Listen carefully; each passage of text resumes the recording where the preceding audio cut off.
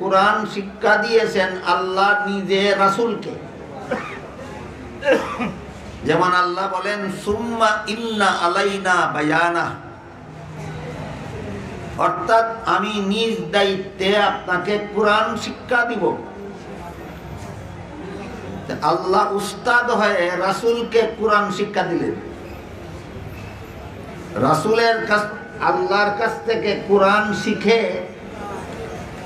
এবার রাসূল উস্তাদ হয়ে সাহাবায়ে কেরামদেরকে শিক্ষা দিলেন। প্রথমে ছিলেন আল্লাহ উস্তাদ আর রাসূল ছিলেন ছাত্র। তারপরে রাসূল হলেন উস্তাদ, সাহাবাগণ হলেন ছাত্র। বুঝে থাকলে বলেন তো, আল্লাহর ছাত্র কে ছিলেন? রাসূল। রাসূলের ছাত্র কে হলেন? সাহাবায়ে কেরাম।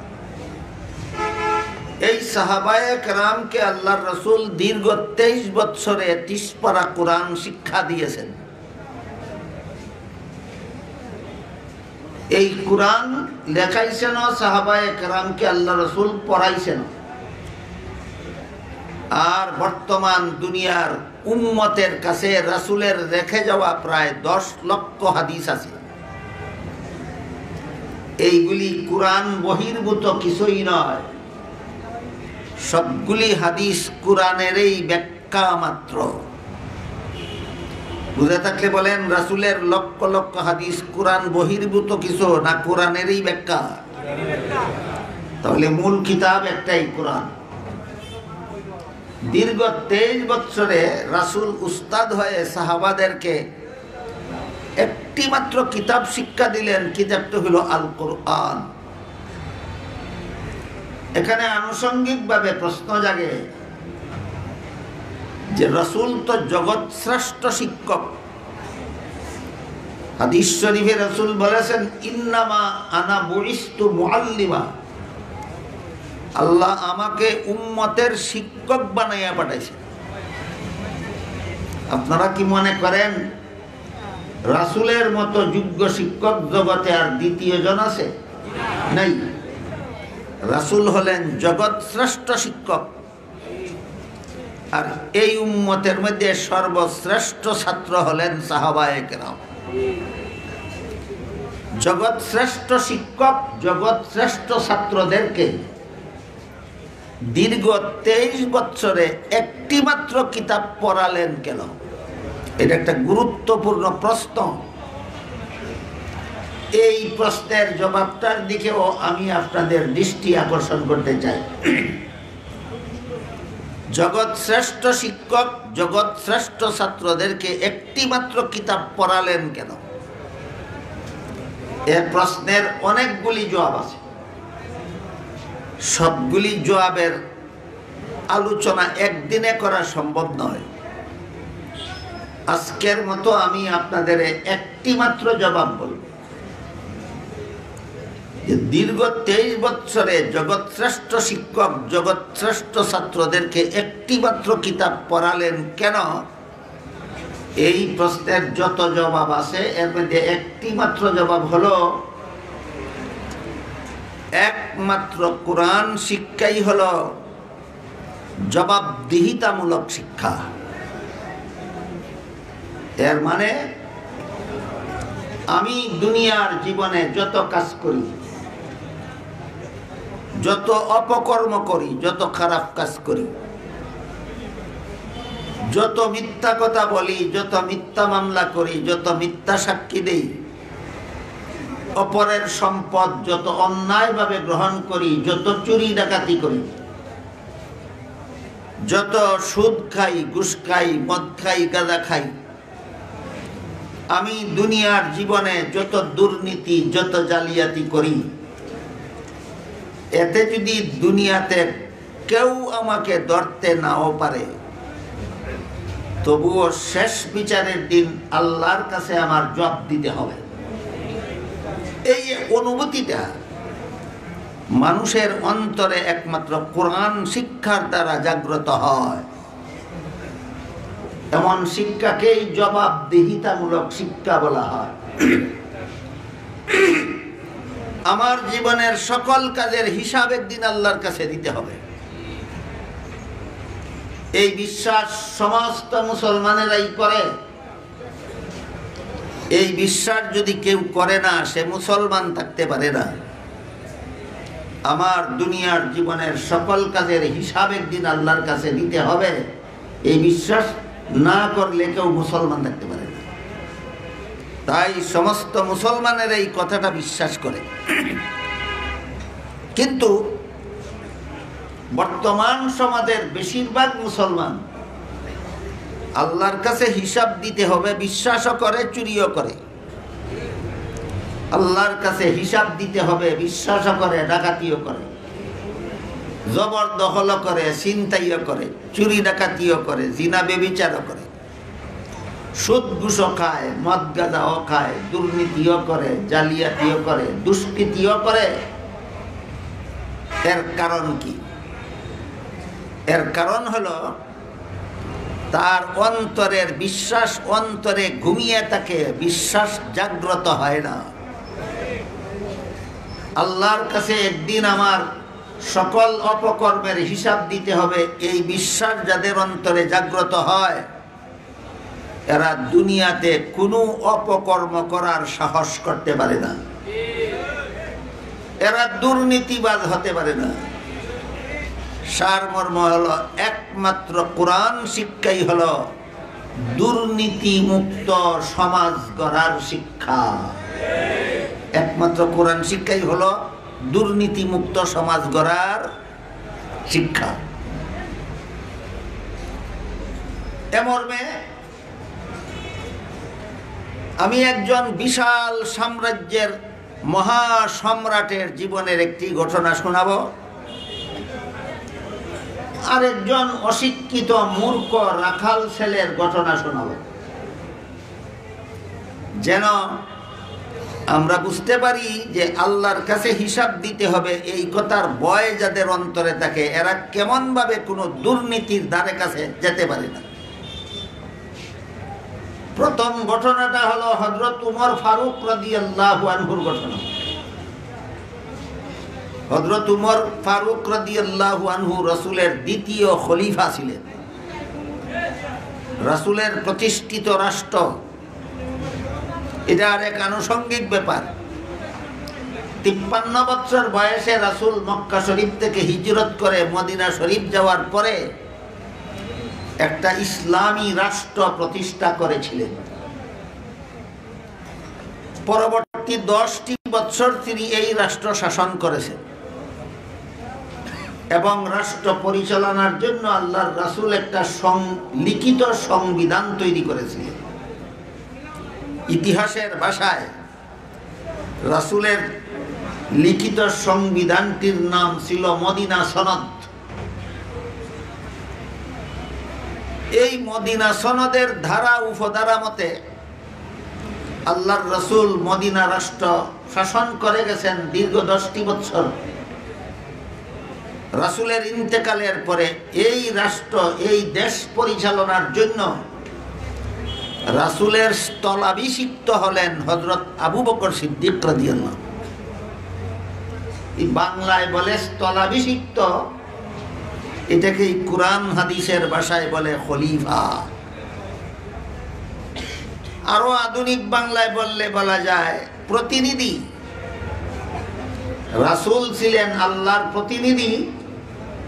রাসূলের ইন্তেকালের পরে রাসূলের প্রথম প্রতিনিধি হলেন হযরত আবু বকর সিদ্দিক রাদিয়াল্লাহু, রাসূলের প্রতিষ্ঠিত রাষ্ট্রের পরিচালনার জন্য। আবু বকর সিদ্দিক রাদিয়াল্লাহু আনহুর ইন্তেকালের পরে রাসূলের দ্বিতীয় প্রতিনিধি নিযুক্ত হলেন হযরত উমর ফারুক রাদিয়াল্লাহু। এই জন্য উমরকে রাসূলের দ্বিতীয় খলিফা বলা হয়। যে সমস্ত মুসলমানেরা বক্তৃতা বিবৃতি দেওয়ার বেলায় বলে রাসূল মোদের আদর্শ, শুধু ব্যক্তি জীবনের জন্য না, রাষ্ট্র জীবনের জন্য। রাষ্ট্র জীবনে কোন নেতা রাসূলকে আদর্শ মেনে রাষ্ট্র শাসন করে? হায়া লজ্জা লাগে না রাসূলকে আদর্শ বলতে? এত জাজল্যমান বেহায়ামি নির্লজ্জতা কেন? তোমার মুখে বলো রাসূল আদর্শ, তুমি ওই মন গড়া বিধান মতো দেশ শাসন করো। এই সমস্ত নির্লজ্জদের মুখে রাসূলকে আদর্শ বলা শোভা পায় না। রাসূলের আদর্শ মতো দেশ শাসন করেছিলেন হযরত আবু বকর সিদ্দিক রাদিয়াল্লাহু। রাসূলের আদর্শ মতো দেশ শাসন করেছিলেন হযরত উমর ফারুক রাদিয়াল্লাহু।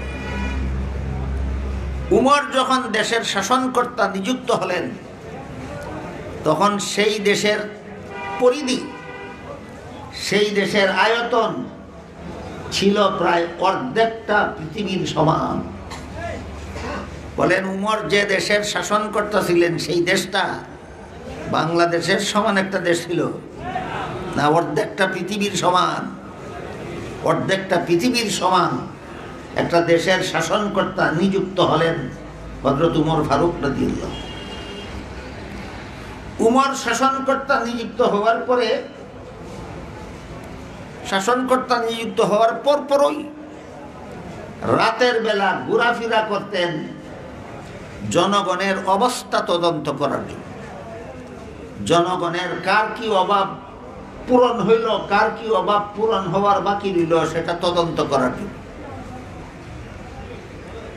এই জন্য যারা রাজনীতি করেন, কিয়ামত পর্যন্ত যারা রাজনীতি করবেন, যাদের রাজনীতির দ্বারা জনগণের অধিকার রক্ষা হয়, তাদের রাজনীতি করার অধিকার আছে এবং তাদের রাজনীতি করা হালাল।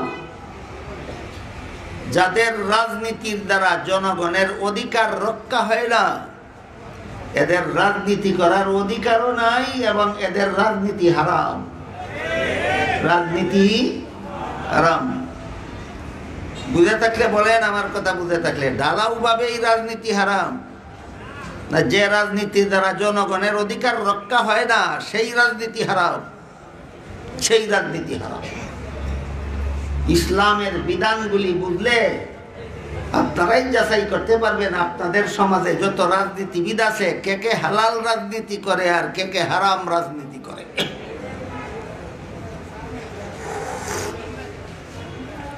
হযরত উমর জনগণের অধিকার প্রাপ্ত হইল না বঞ্চিত হইল তদন্ত করার জন্য রাতের বেলা ঘোরাফেরা করতেছিলেন।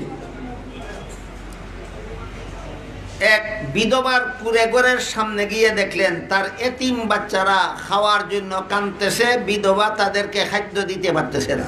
শর্টকাট করে বলি, ঘটনা একটু লম্বা, আমি অত লম্বা করে বলব।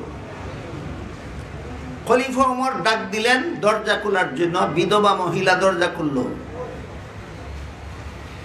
বললেন, তুমি কে, কি পাক করতেছো চুলায় বসে, আর এই বাচ্চারা কারা, কেন তারা কাঁদে? বিধবা মহিলা হযরত শুনেছে উমর খলিফা হয়েছেন, কিন্তু উমরকে দেখে নাই কোনোদিন, চিনতে পারেন যে এই লোকটাই উমর।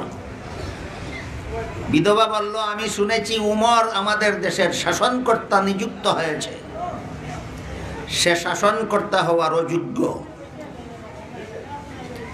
আমার স্বামী মারা গেছে, এই পরিবারে উপার্জনের যোগ্য আর কেউ নাই, এই জন্য ঘরে খাদ্য নাই, আমার এতিম বাচ্চারা খাওয়ার জন্য কাঁদতেছে। শাসনকর্তার দায়িত্ব দেশের কোনো নাগরিক যদি উপবাস থাকে তার খিদা নিবারণের উপযোগী খাদ্য সরবরাহের ব্যবস্থা করা, এটা সরকারের দায়িত্ব, জনগণের অধিকার। উমর খলিফা হইল, সরকার প্রধান হইল, আমার এতিম বাচ্চাদের অধিকার দিতে আসলো না, এই উমর শাসনকর্তা হওয়ার যোগ্য নয়। তোমার মতো মুসাফির এসেছো আমার এতিম বাচ্চাদের খবর নেওয়ার জন্য, তোমার মতো মুসাফির এই দেশের খলিফা হওয়া দরকার ছিল। বিধবা মহিলা যে অভিযোগটা করলো উমরের বিরুদ্ধে, কার কাছে? চিনার কারণে না না চিনার কারণে? বিধবার অভিযোগ শুনে খলিফা ওমর গোলামকে নিয়ে সরকারি খাদ্য গুদামে ঢুকলেন। ঢুকে গোলামকে বললেন, আটার বস্তা আমার ঘাড়ে উঠাইয়া দাও। গুলাম বলে, ওগো খলিফাতুল মুসলিমিন, আমার মতো গুলাম আপনার সাথে থাকা অবস্থায় আটার বস্তা আপনার গাড়ে উঠাইয়া দিব, এটা কেমন কথা? উমর বললেন, এই গুলাম, হাসরের মাঠে আল্লাহ যখন জিজ্ঞাসা করবেন খলিফা উমর যেই দেশ শাসন করত সেই দেশের একটা বিধবা মহিলার এতিম বাচ্চারা না খাইয়া ঘুমাইছিল কেন, জব তুই দিবে? গোলাম বলে, না হুজুর, এটার জব আমি কিভাবে দেব? উমর বলেন, তাহলে বোঝা গেল দায়িত্বটা তোর না, দায়িত্বটা আমার। আমার দায়িত্ব আমাকে পালন করতে দে। গুলাম উমরের সাথে তর্কে হারিয়া গেল, জিতলো না হারলো? বাধ্য হইয়া গুলাম আটার বস্তা খলিফা উমরের গাড়ি উঠাইয়া দিল। খলিফা উমর আটার বস্তা গাড়ি নিয়ে লেবারের মতো চলেছেন বিধবার বাড়ির দিকে, আর গুলাম নবাবের মতো খালি হাতে উমরের সাথে সাথে যায়।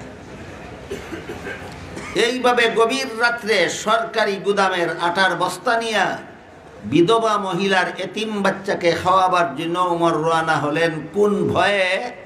শেষ বিচারের দিন আল্লাহর কাছে আমার জবাব দিতে হবে, সেই কথার ভয়ে। এমন ভয় মানুষের অন্তরে সৃষ্টি হয় একমাত্র কোরআন শিক্ষার দ্বারা। কোরআন শিক্ষার ছোঁয়াও যাদের অন্তরে লাগে না, এরা যত বড় শিক্ষিত হবে তত বড় লুটেরা হতে বাধ্য হবে। যত বড় শিক্ষিত হবে তত বড় লুটেরা। লুটেরা বুঝেন কি? যারা দেশ লুটিয়া খায়, যারা দেশ লুটিয়া খায়। আপনাদের সমাজের হালচাল কিছু যারা জানেন বুঝেন, আপনারা বলেন আমাদের সমাজে যত রিক্সাওয়ালা, শ্রমিক, লেবার, কামলা আছে এরা দেশটা লুটিয়া খায় না? যত বড় নেতা নেত্রী আছে এরা দেশ লুটিয়া খায়? এই সমস্ত নেতা নেত্রীরা অশিক্ষিত না শিক্ষিত? শিক্ষিত হইয়া লুটেরা হয় কেন? যে শিক্ষা শিখছে, এই শিক্ষা আল্লাহর কাছে কি জবাব দিব সেই ভয় অন্তরে জাগে না। সুতরাং কোরআন শিক্ষার ছোঁয়া যার অন্তরে লাগে না, যত বড় শিক্ষিত হবে তত বড় লুটেরা হতে বাধ্য। কাজেই দুর্নীতিমুক্ত সমাজ গড়ার, দুর্নীতিমুক্ত দেশ গড়ার একমাত্র শিক্ষা হলো কোরআন শিক্ষা। এই জন্য দীর্ঘ 23 বৎসরে জগৎ শ্রেষ্ঠ শিক্ষক, জগৎ শ্রেষ্ঠ ছাত্রদেরকে একটি মাত্র কিতাব পড়াইলেন। এই কিতাব মানুষকে দুর্নীতিমুক্ত সমাজ গড়ার ব্যবস্থা করে। কি কারণে একটি মাত্র কিতাব পড়াইলেন? এই কিতাবের পড়াই দুর্নীতিমুক্ত সমাজ গড়ার পড়া। এই কিতাবের পড়াই দুর্নীতিমুক্ত সমাজ গড়ার পড়া। এই উমরের শাসিত দেশের এক রাখাল ছেলে, অশিক্ষিত রাখাল ছেলের ঘটনা শুনুন। খলিফা উমর মরুভূমির রাস্তা দিয়ে যাচ্ছিলেন, সাথে খাওয়ার মতো কিছু নাই। মরুভূমি হওয়ার কারণে খানা পানি জোগাড় করারও কোনো ব্যবস্থা নাই রাস্তার পাশে। এমত অবস্থায় খলিফার উমরের পেটে বড় খিদা লাগলো। খিদার জ্বালায় উমরের কষ্ট হইতেছিল। এমত অবস্থায় খলিফা উমর দেখলেন মরুভূমির মধ্যে একটা রাখাল ছেলে এক পাল ছাগলের রাখালি করে। ওই রাখাল ছেলে তার পালের একটা দুধের ছাগলের দুধ দোহন করে পান করলো। খলিফা উমর রাখাল ছেলেকে বললেন, রাখাল ভাই, আর একটা ছাগলের দুধ দহন করে আমাকে একটু দাও, পান করি, আমার পেটে বড় খিদা। এই রাখাল ছেলেটাও ওই বিধবা মহিলার মতো খলিফা উমরকে দেখে নাই কোনোদিন। তাই রাখাল ছেলে খলিফা উমরকে খলিফা না বলে, বলে মুসাফির ভাই, এই ছাগলের পালের মালিক আমি না, আমি মালিকের বেতনভোগী চাকর। মাস শেষে যে নগদ টাকা দিবে মালিক, সেটাও আমার বেতন। রাখালি করার সময় পেটে খিদা লাগলে একটা ছাগলের দুধ দহন করে পান করি, সেটাও আমার বেতন। তুমি যেহেতু আমার মালিকের বেতনভোগী চাকর না, কাজে আমি আমার মালিকের অনুমতি ছাড়া তোমাকে এক ফোঁটা দুধও দিতে পারবো না। এই কথা শুনে খলিফা ওমর ভাবলেন, আমার পেটের খিদা গেলে গেল না গেলে নাই, আমার দেশের একটা রাখাল ছেলে এত বড় আমানতদার যে মালিকের অনুমতি ছাড়া মালিকের মাল কাউকে দেয় না, এতেই আমার আত্মাটা তুষ্ট। কিন্তু সে কি সততার কারণে এই কথা বলল, না আমাকে দুঃখা দেওয়ার জন্য বলল? তাকে পরীক্ষা করতে হবে। তাই খলিফা ওমর এবার রাখাল ছেলেকে পরীক্ষা করার জন্য বললেন, বিনামূল্যে যদি আমাকে একটা ছাগলের দুধ না দাও, তাহলে উচিত মূল্যে একটা দুধের ছাগল আমার কাছে বিক্রি করে দাও। এতে তোমার একটা উপকার হবে, আমার একটা উপকার হবে। আমার উপকার এই হবে, আমি ছাগলটা কিনে নিয়ে এক্ষুনি তার দুধ দোহন করে পান করব, আমার পেটের খিদা নিবারণ হবে। আর তোমার উপকার এই হবে, মালিকে যা বেতন দেওয়ার তো দিবেই, এর অতিরিক্ত তুমি একটা ছাগলের মূল্য এটাও তুমি পাইবা, এটা তোমার উপকার। এই কথা বলায় রাখাল ছেলে মুসাফির লোকটারে জিজ্ঞাসা করে, তোমার কাছে একটা ছাগল বিক্রি কইরা পয়সাটা আমি খাইয়া ফেললে, মালিকে গনে যখন দেখবে ছাগল একটা কম, তখন তো আমাকে জিজ্ঞেস করবে ছাগল একটা কম কেন, আমি কি জবাব দেব? মুসাফির লোকটা রাখাল ছেলেকে বলল, জবাব দিও ছাগল একটা বাঘে ধরে নিয়ে গেছে। বাঘে ছাগল ধরে নিয়ে গেলে রাখাল ছেলের ফিরাবার ক্ষমতা নাই, কাজেই তোমার বিরুদ্ধে বিচারও চলবে না, কোনো অভিযোগও চলবে না, তুমি বেকসুর খালাস পাবে। এই কথা বলা মাত্র রাখাল ছেলে খলিফা ওমর চিনে না মুসাফির লোকটা চিনে? মুসাফির লোকটা রেখে, এই বেটা মুসাফির, দাঁড়া, আমার একটা কথা শুনে যা। আমি আমার মালিকের বিশ্বস্ত চাকর, আমি যদি মালিককে বলি ছাগল একটা বাঘে দুইটা নিয়ে গেছে, 100 বিশ্বাস করবে, বিন্দু মাত্র সন্দেহ করবে না। কিন্তু তুই বল, শেষ বিচারের দিন আল্লাহ যখন জিজ্ঞাসা করবেন মালিকের ছাগলটা কি করছিলি, তখন কি জবাব দেব? বুঝে থাকলে বলুন, শেষ বিচারের দিন আল্লাহর কাছে কি জবাব দিব, এই ভয় রাখাল ছেলের অন্তরে জাগ্রত ছিল কিনা? এই ভয় মানুষের অন্তরে জাগ্রত হয় একমাত্র কোরআন শিক্ষার দ্বারা। কাজেই দুর্নীতিমুক্ত সমাজ গড়ার জন্য কোরআন শিক্ষা ছাড়া দুনিয়াতে আর কোনো শিক্ষা নাই। দুর্নীতিমুক্ত সমাজ গড়ার জন্য কোরআন শিক্ষা ছাড়া দুনিয়াতে আর কোনো শিক্ষা নাই। তাই জগৎশ্রেষ্ঠ শিক্ষক জগৎশ্রেষ্ঠ ছাত্রদেরকে দীর্ঘ 23টি বছরে একটি মাত্র কিতাব পড়াইলেন। এই কিতাবের শিক্ষা ছাড়া দুর্নীতিমুক্ত সমাজ গড়ার আর কোনো শিক্ষা দুনিয়াতে নাই। এবার আমি আপনাদেরকে পাকিস্তানের একটা ঘটনা শোনাবো, বাংলাদেশের একটা ঘটনা শোনাবো, যাতে আপনারা বুঝতে পারেন কোরআন শিক্ষার ছোঁয়া যাদের অন্তরে লাগে না, এরা যত বড় শিক্ষিত হবে, যত বড় নেতা হবে, যত বড় নেত্রী হবে, তত বড় চোর ডাকাত হতে বাধ্য। বর্তমান দুনিয়াতে টপ লেভেলের যে সমস্ত আলেম আছেন, আঙ্গুলে গোনার মতো কয়েকজন, এর মধ্যে একজন হলেন পাকিস্তানের আল্লামা তকি উসমানী দামাত বারাকাতুহু। তিনি এক সময় পাকিস্তানের শরিয়া আদালতের প্রধান বিচারপতি ছিলেন। আল্লামা তকি উসমানী পাকিস্তানের শরিয়া আদালতের প্রধান বিচারপতি থাকা অবস্থায় এক বক্তৃতায় তিনি বলেছিলেন,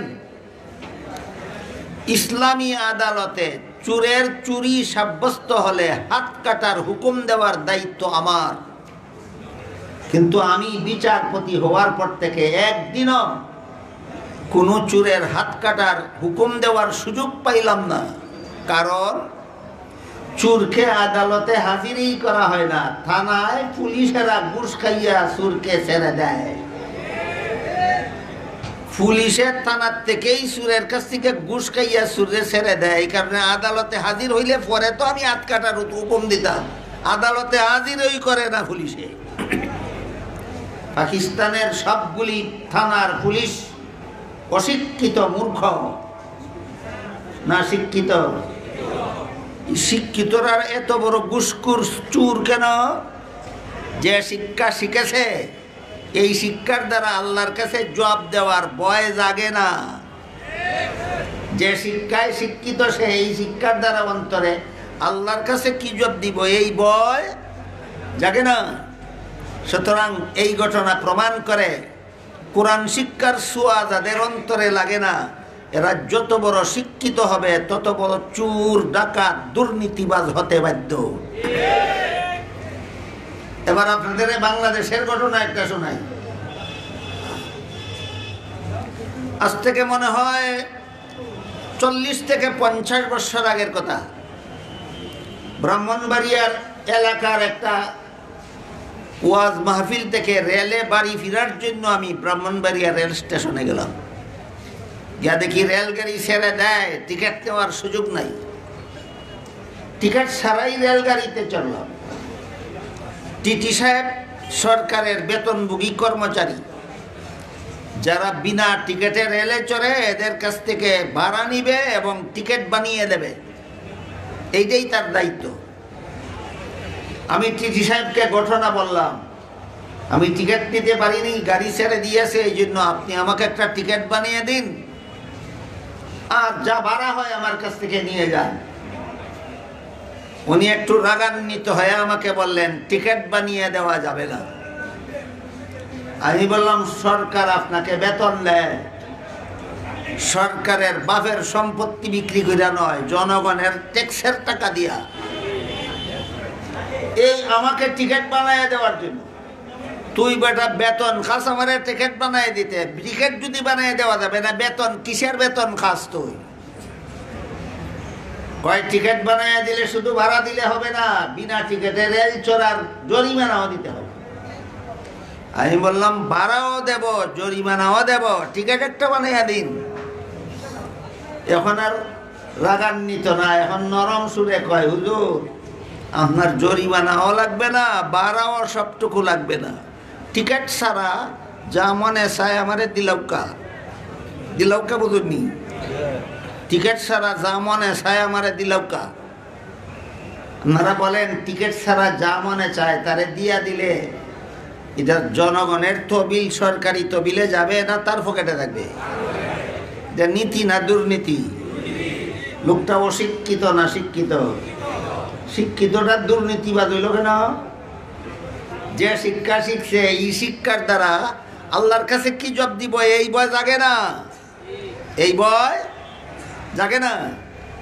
শেষ বিচারের দিন আল্লাহর কাছে কি জবাব দিব এই জবাবদিহিতামূলক অন্তর তৈরি করার জন্য কোরআন শিক্ষার কোনো বিকল্প নাই। এই জন্য কোরআন শিক্ষাই হলো একমাত্র দুর্নীতিমুক্ত সমাজ গড়ার শিক্ষা। কথাটা বুঝে আসছে কিনা?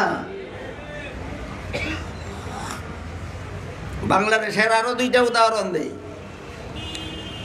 বাংলাদেশের শাসন ক্ষমতায় সরাসরি গদিতে যায় পালাক্রমে 2 দলের কোনো এক দল। অন্য কোনো দল গদির দ্বারে কাছেও যাইতে পারে না, 2 দলের লেজও না 2টা। প্রধান 2টা দলের কোনো একটা দল ওই গদির যায়, অন্য দল গদির দ্বারে কাছে যায়, এরা লেজও 2টা। কাজেই সরাসরি গদিতে যাওয়ার মতো দল বাংলাদেশে দীর্ঘ অভিজ্ঞতার দ্বারা দেখা গেছে 2টাই আছে। এই দল গদিতে গিয়া কয় এই দলের দেশটা লুটতে খাইছে, আর ই দল গদিত গিয়া কয় ই দলে দেশটা লুটতে খাইছে। দুনো দলে যদি সত্য বলে থাকে তাহলে আসলে কাহিনীটা কি হইছে? লঙ্কা যে গেছে ওই রাক্ষস হইছে। কারণ এই 2 দলে কোনো শিক্ষিত নাই, সকলই শিক্ষিত। শিক্ষিতর দল গদিত গেলে দেশ লুটতে খায় কেন? যে দুর্নীতি মুক্ত করার শিক্ষা না, যেটা দুর্নীতিবাদীর শিক্ষা। একমাত্র কোরআন শিক্ষা হলো দুর্নীতি মুক্ত সমাজ গড়ার শিক্ষা।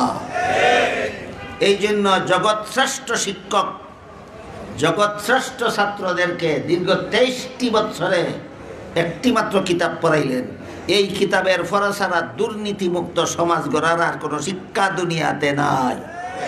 আজকে একটা মাত্র জবাব দিলাম, এক কিতাব পড়াইলেন কেন? আরো অনেক জবাব আছে, সব জবাব একদিনে দিয়ে শেষ করা যাবে না।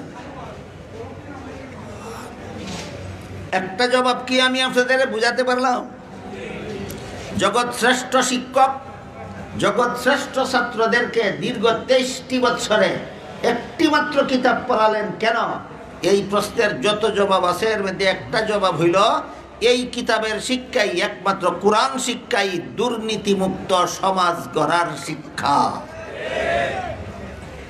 তাহলে সাহাবায়ে কেরামের শিক্ষক ছিলেন রাসূল, সাহাবা ছিলেন ছাত্র। দীর্ঘ 23 বছরে রাসূল 30 পারা কোরআন সাহাবাদের শিক্ষা দিয়েছেন। এখন যদি তিনি নিজেই পরীক্ষা নেন, যিনি পড়াইছেন তিনি নিজেই যদি পরীক্ষা নেন, আর ঘটনাক্রমে পরীক্ষায় যদি সবগুলি ছাত্র ফার্স্ট ডিভিশন পায়, যদি পায়, এটা যদিও অস্বাভাবিক, তাহলে অসম্ভব নয়, তো পাইতেও তো পারে। যিনি পড়াইল তিনি যদি পরীক্ষা নেয় আর সবগুলি ছাত্র যদি ফার্স্ট ডিভিশন পায়, তাহলে এই ছাত্রদের আর এই শিক্ষকের সমালোচক দোষ যারা খুঁজে, বর্তমান মুসলমান সমাজে এমন লোকেরও অভাব নাই যারা এই শিক্ষকেরও দোষ খুঁজে, এই সমস্ত ছাত্রদেরও দোষ খুঁজে। শিক্ষককে মুহাম্মদুর রাসূলুল্লাহ শিক্ষক, ছাত্র কারা? সাহাবায়ে কেরাম। নবীর দোষ খুঁজে, সাহাবাদের দোষ খুঁজে এমন এমন কলঙ্কময় মানুষের অভাব নাই সমাজে। অথচ আল্লাহ পাক রব্বুল আলামিন পবিত্র কোরআনে বলেন, লা ইয়ানালু আহদিজ জালিমিন, আমি বেগুনাহদেরকে নবী বানাই, গুনাহগারদেরকে নবী বানাই না। বেগুনাহ হইলে পরে নবী, বেগুনাহ হইলে পরে তুমি আর কি দোষ খুঁজো? আর সাহাবায়ে কেরাম সম্পর্কে নবী বলেন, ইযা রাআইতুমুল্লাযীনা ইয়াসুব্বুনা আসহাবি ফাকুলু লানাতুল্লাহি আলা শাররিকুম। হে আমার উম্মত মুসলমানেরা, তোমরা যদি ওই সমস্ত লোকদের দেখতে পাও যারা আমার সাহাবাদের সমালোচনা করে, দোষ খুঁজে, বলে দিও আমার সাহাবার দোষ যারা খুঁজে এদের উপর আল্লাহর লানত, এদের উপর আল্লাহর লানত।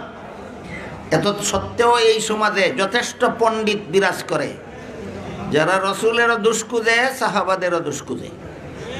এমত অবস্থায় রাসূল লেখাপড়া করাইয়া নিজেই যদি পরীক্ষা নেন আর সবগুলি ছাত্র যদি ফার্স্ট ডিভিশন পায়, যারা দোষ খুঁজে এরা বলতে পারবে কিনা নিজেই পড়াইল, নিজেই লেখাইল, নিজেই পরীক্ষা লইল, মনে হয় নিজের সুনামের জন্য সব ছাত্রকে ফার্স্ট ডিভিশন দিয়া দিল।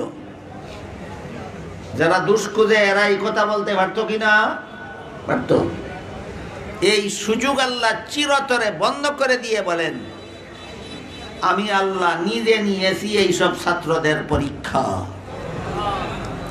সাহাবাগণ হইলেন ছাত্র, রাসূল হইলেন উস্তাদ, স্বয়ং আল্লাহ হইলেন পরীক্ষক। এখন যদি ফার্স্ট ডিভিশন পায়, স্বজন প্রীতিমূলকভাবে সবাইকে ফার্স্ট ডিভিশন দিয়েছে, এই অভিযোগ দিলে ডাইরেক্ট আল্লাহর বিরুদ্ধে যাবে। কার বিরুদ্ধে যাবে? আল্লাহর বিরুদ্ধে যাবে। রাসূলের বিরুদ্ধে এই স্বজন প্রীতির অভিযোগ উঠাবার ফাঁক আল্লাহ চিরকালের জন্য বন্ধ করে দিয়েছে। বাস্তবে তাই হয়েছে। আল্লাহর পরীক্ষায় সাহাবাগণ, সমস্ত সাহাবাগণ ফার্স্ট ডিভিশনে পাস। আল্লাহ বলেন, আস-সাবিকুনাল আউয়ালুন মিনাল মুহাজিরিন ওয়াল আনসার ওয়াল্লাযীনা ইত্তাবাউহুম বিইহসান। এই উম্মতের মধ্যে নেক কাজে সবচেয়ে বেশি অগ্রগামী আনসার সাহাবায়ে কেরাম, মুহাজির সাহাবায়ে কেরাম আর অন্যান্য সাহাবায়ে কেরাম। সাহাবাদের তিন দল, একদল সাহাবাকে আনসার বলা হয়, একদল সাহাবাকে মুহাজির বলা হয়, আর একদল আনসারও না মুহাজিরও না, কিন্তু নবীর সাহাবা। কত দল হইল? তিন দলের উল্লেখ করে আল্লাহ বলেন আল আউয়ালুন। আউয়ালুন, আউয়াল শব্দের বহুবচন। আউয়ালের বাংলা হইল প্রথম, ইংরেজি হইব থার্ড। প্রথমের ইংরেজি কি? ফার্স্ট। সমস্ত সাহাবায়ে কেরাম আল্লাহর পরীক্ষায় ফার্স্ট ডিভিশনে পাস। কোন ডিভিশনে পাস? ওখান গিয়া কও স্বজন প্রীতি কইরা ফার্স্ট ডিভিশন দিছে, পরীক্ষা লইছে কে? কাজে এই মুখ সমালোচকদের মুখ আল্লাহ চিরতরে বন্ধ করে দিছেন। আল্লাহ এই সমস্ত ফাঁস করনেওয়ালা নবীর ছাত্রদের পুরস্কার ঘোষণা দিয়ে বলেন, রাদিয়াল্লাহু আনহুম, আমার নবীর সমস্ত ছাত্রদের প্রতি আল্লাহ, আমি আল্লাহ চিরকালের জন্য সন্তুষ্ট। নবীর কতজন ছাত্রদের প্রতি, কতদিনের জন্য আল্লাহ সন্তুষ্ট? চিরকালের জন্য আমি আল্লাহ নবীর এই সমস্ত ছাত্রদের প্রতি চিরকালের জন্য সন্তুষ্ট। আল্লাহ যাদের প্রতি চিরকালের জন্য সন্তুষ্ট, এদের প্রতি যারা অসন্তুষ্ট তারা ছাড়া এদের সমালোচনা আর কেউ করতে পারে না। তাইলে যে ভুল ত্রুটি হয়েছিল অতীত জীবনে, আল্লাহ বলেন লাহুম মাগফিরাতুন, সব মাফ করে দিলাম, সব অতীতের ভুল ত্রুটি মাফ করে দিলেন। ফার্স্ট ডিভিশনে পাস করেছেন, সন্তোষজনকভাবে সংশোধন হয়েছেন, আল্লাহ এদের প্রতি চিরসন্তুষ্টির ঘোষণা দিয়েছেন। এরপরেও যদি কেউ দুষ্কু দেয় তাহলে সে নিজের কপালে কুড়াল মারা ছাড়া আর কিছু নয়।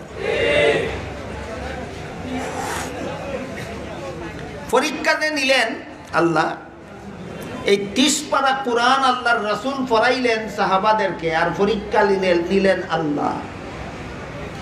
30 পারা কোরআনের পরীক্ষাতে আল্লাহ নিলেন প্রশ্ন মাত্র একটা, প্রশ্ন মাত্র একটা। কি?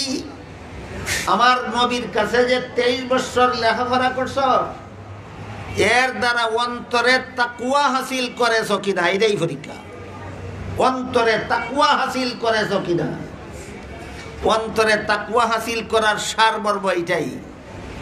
যদি খারাপ কাজ করি আর আমার দুনিয়াতে কেউ ধরতে না পারে, আল্লাহর কাছে কি জবাব দেব, এই ভয় অন্তরে যাচ্ছে কিনা, এটাই তাকওয়া। বুঝাতে পারলাম? আল্লাহর কাছে গোপনে যদি কোনো খারাপ কাজ দুনিয়ার জীবনে করো, আল্লাহর কাছে কি জবাব দিব, এই ভয়ে তোমার সাহস থাকে না খারাপ কাজ করার। এই ভয় যদি অন্তরে জাগ্রত হইয়া থাকে, তাহলে তোমার ফরা সার্থক, আমার নবীর ফরানি সার্থক, তুমি ফার্স্ট ডিভিশনে পাস।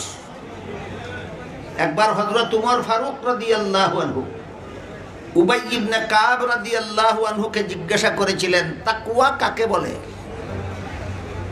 উবাই উমরের প্রশ্নের সরাসরি জবাব না দিয়া পাল্টা জিজ্ঞাসা করলেন, উমর, যে জঙ্গল কাঁটাদার গাছে ভরা, এমন জঙ্গল কি আপনি দেখেছেন কোনোদিন? উমর বলেন, দেখেছি। উবাই জিজ্ঞাসা করেন, কাঁটাদার গাছে ভরা জঙ্গল দিয়ে কি গিয়েছেন কোনোদিন? উমর বলেন, গিয়েছি।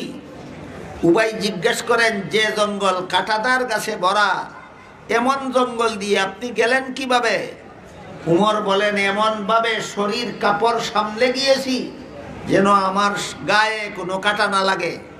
উবাই বলেন, এইটার নামই তাকওয়া। অর্থাৎ গোটা দুনিয়াটা অসংখ্য অগণিত গুনাহ নামের কাঁটাদার গাছে ভরা একটা জঙ্গলের নাম। দুনিয়া একটা জঙ্গলের নাম। এটার মধ্যে যতগুলি গুনার পরিবেশ আছে, সবগুলি গুনার পরিবেশ এক একটা কাঁটাদার গাছ। এইরকম অসংখ্য অগণিত গুনার কাঁটাদার গাছে ভরা একটা জঙ্গলের নাম দুনিয়া। এর ভিতর দিয়া প্রতিটি মানুষের জান্নাতে যাওয়ার পথ। দুনিয়ার বাইরে দিয়া কেউ জান্নাতে যেতে পারবে না, দুনিয়ার ভিতর দিয়া জান্নাতের পথে যেতে হবে। এমত অবস্থায় দুনিয়ার থেকে কোনো গুনাহ যেন তোমার সাথে কবরে না যায়, এমন জীবন গড়তে পারার নাম অন্তরে তাকওয়া হাসিল করা। কোরআন শিক্ষার একমাত্র উদ্দেশ্য, কোরআন শিক্ষার একমাত্র। কাজেই মাদ্রাসায় যারা পড়েন আর পড়ান, তারা কোরআন শিক্ষার উদ্দেশ্য হাসিল করলেন, গুনাহ যেন সাথে কবরে না যায় এমন জীবন যাপন করলেন। আর যারা মাদ্রাসায় চান্দা দেয়, সাহায্য করে, সহযোগিতা করে, পরামর্শ দেয়, শ্রম দেয়, কাজ করে, মাদ্রাসার জন্য মেহনত করে, এরা তো মাদ্রাসায় পড়লও না, পড়াইলও না। এরা কি জাহান্নামে যেতে হবে? না এদেরও জাহান্নাম থেকে বাঁচার দরকার? আপনারা কি বলেন? এদেরকে জাহান্নাম থেকে বাঁচাবার জন্য মাদ্রাসাওয়ালায় এই সম্মেলনটার আয়োজন করে। আমরা যারা পড়ি, আমরা যারা পড়াই, আমরা তো জাহান্নাম থেকে বাঁচার পথে চলার চেষ্টা করি। আপনারা তো সংসার নিয়ে জীবন কাটান, কোন কাজে গুনাহ হয় কোন কাজে সওয়াব হয় অনেক সময় বুঝেন না। অনেক সময় বুঝে শুনে এই গুনার কাজ করে বসেন, এই গুনার কাটা আপনার শরীরে লাগে, এটা নিয়ে যেন কবরে না যান।